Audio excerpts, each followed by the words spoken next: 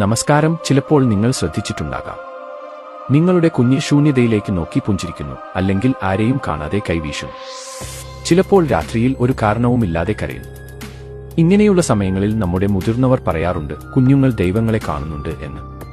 ഇതൊരു വിശ്വാസം മാത്രമല്ല, ഇതിന് ജ്യോതിഷപരവും പുരാണപരവുമായ ചില കാരണങ്ങളുണ്ട്. എന്തുകൊണ്ടാണ് ഇത് സംഭവിക്കുന്നത്? നമ്മുടെ പുരാണങ്ങൾ പറയുന്നത് നവജാത ശിശുക്കളുടെ മനസ്സ് പൂർണ്ണമായും നിർമ്മലവും അഹങ്കാരമില്ലാത്തതുമാണ്. ഈ പരിശുദ്ധി കാരണം അവർക്ക് ഭൗതിക ലോകത്തിന് അപ്പുറമുള്ള ദൈവത്തിന്റെ സൂക്ഷ്മ രൂപങ്ങളെ തിരിച്ചറിയാൻ കഴിയുന്നു. ജ്യോതിഷത്തിൽ മനസ്സിനെ പ്രതിനിധീകരിക്കുന്നത് ചന്ദ്രനാണ്. ബാല്യകാലത്തിൽ ചന്ദ്രൻ ഏറ്റവും ശക്തമായി നിലകൊള്ളുന്നു.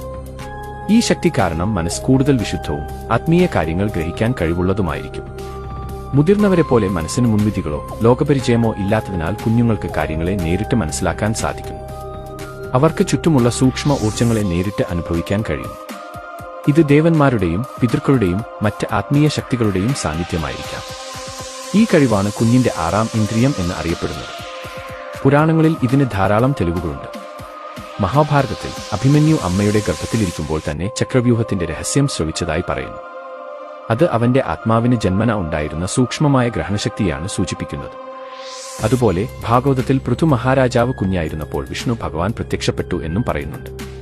ഈ സംഭവങ്ങൾ കുഞ്ഞുങ്ങൾക്ക് ഭൗതിക കാഴ്ചകൾക്കപ്പുറം കാണാനുള്ള കഴിവുണ്ട് എന്നതിനെ സാധൂകരിക്കുന്നു.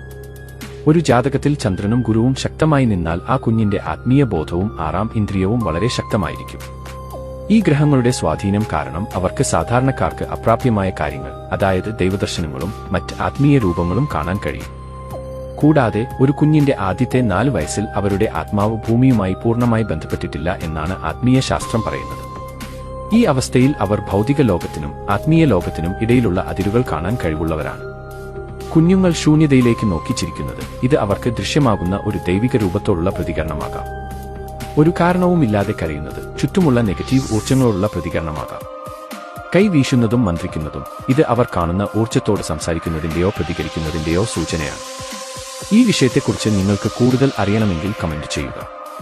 പുതിയൊരു വിഷയവുമായി അടുത്ത വീഡിയോയിൽ കാണാം.